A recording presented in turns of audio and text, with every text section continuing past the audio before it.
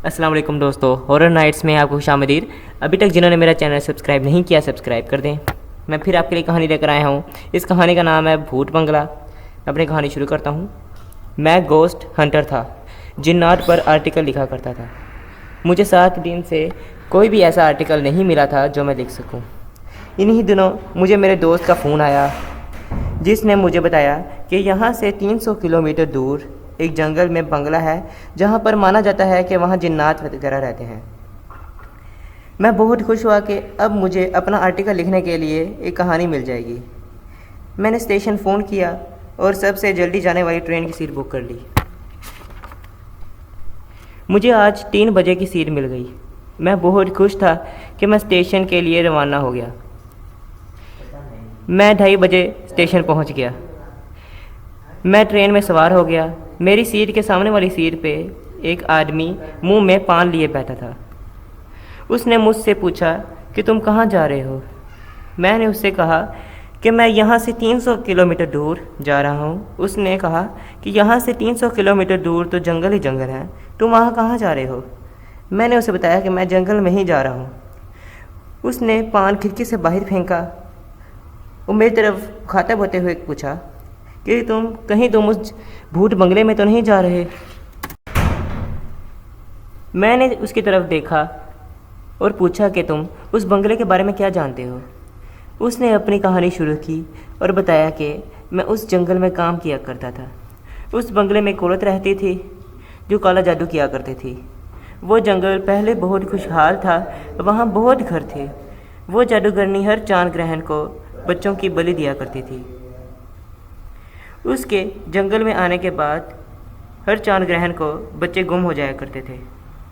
वहाँ के लोग बहुत परेशान थे। एक बार मैंने चांद ग्रहण को उस बंगले में बच्चे के रोने की आवाज़ सुनी। मैं भागकर जंगल गया और वहाँ के लोगों को सब बताया। हम सब मिलकर वहाँ गए और जो ही हम अंदर गए, अंदर से अजीब सी स्मेल आ रही थी।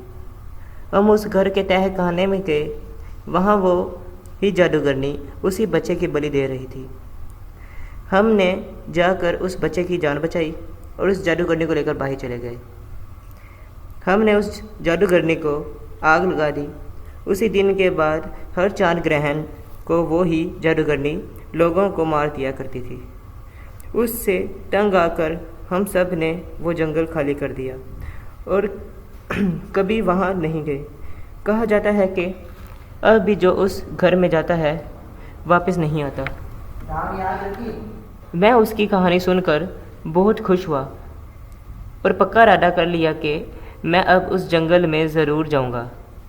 बातों बातों में शाम के 5 बज गए और इसके साथ ही मेरा स्टेशन आ गया और मैं उतर गया। उस आदमी के इतना कहने के बावजूद मैं जंगल के लिए रवाना हो गया। वहाँ पर कोई गाड़ी नहीं जाती थी तो मुझे पैदल ही जाना था। सफ़र ज़्यादा नहीं था, मैं चल दिया। वो जंगल काफ़ी खौफनाक मंजर पेश कर रहा था। ऐसे लग रहा था कि सालों से यहाँ कोई जानवर भी नहीं आया था। यूँ ही मैं उस बंगले के करीब पहुँचा, वहाँ से काफ़ी खौफनाक आवाज़ें आना शुरू हो गई। मैं डरा तो बहुत, लेकिन मुझे आर्टिकल लिखना था तो मैंने अपने आप को संभाला और आगे चल दिया। मैंने बंगले का दरवाज़ा खोला जो काफ़ी खौफनाक आवाज़ के साथ खुला। अंदर काफ़ी खौफनाक आवाज़ें आ रही थी, जैसे उस आदमी ने बताई थी। मैं मज़ीद आगे जाना शुरू हो गया। बंगले में काफ़ी अंधेरा था। मेरा पाँव फिसला और मैं नीचे गिर पड़ा। मैंने अपनी जेब से मोबाइल निकाला और टॉर्च चला कर देखा तो मेरा जिस्म बर्फ़ की तरह ठंडा हो गया। क्या कि जिस चीज़ के साथ मैं टकराया था वो एक बच्चे का ढांचा था। मैं बहुत डर गया और वापस जाने के लिए जैसे ही मैं पीछे मुड़ा, मुझे अपनी आंखों पे यकीन नहीं हुआ कि जिस दरवाजे से मैं आया था वो दरवाज़ा ही गायब हो चुका था। इसी के साथ मुझे साथ वाले कमरे से एक रोशनी दिखाई दी। मुझे ऐसा लगा कि शायद यहाँ कोई हो जो मेरी मदद कर सके। मैं उस दरवाज़े की तरफ जाना शुरू हो गया। जैसे ही मैंने उस कमरे का दरवाज़ा खोला और टॉर्च की रोशनी से देखा, वहाँ पर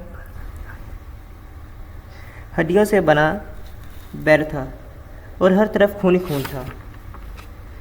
डर के मारे मैं पीछे मुड़ा, मुझे दरवाज़ा लगा और मैं बेहोश हो गया। थोड़ी देर बाद मेरी आंख खुली तो हर तरफ अंधेरा ही अंधेरा था। इसी के साथ तेज़ हवाएं चलना शुरू हो गई। जैसे ही हवा के साथ कमरे का पर्दा पीछे हुआ, चांद की रोशनी में मैंने देखा कि मैं उसी हड्डियों के बने बेड पे था। मुझे रस्सियों से बांधा हुआ था। थोड़ी देर बाद मुझे याद आया कि मेरी जेब में चाकू था जो मैं अक्सर सेल्फ प्रोटेक्शन के लिए अपने पास रखा करता था। मुसलसल खामोशी के बाद आखिरकार मैंने अपनी जेब से चाकू निकाला और रस्सियों को काट दिया। मैं नीचे उतरा और खिड़की की तरफ जाना शुरू हो गया। खिड़की बंद थी। मैंने वहाँ से चेयर उठाई और खिड़की की तरफ फेंक दी और भागना शुरू हो गया। खिड़की टूट चुकी थी और मैं बाहर जंगल में आ चुका था। मुझसे जितनी जल्दी हो सकता था भागना शुरू कर दिया। मुझे मुसलसल पीछे से खौफनाक आवाज़ें आ रही थी।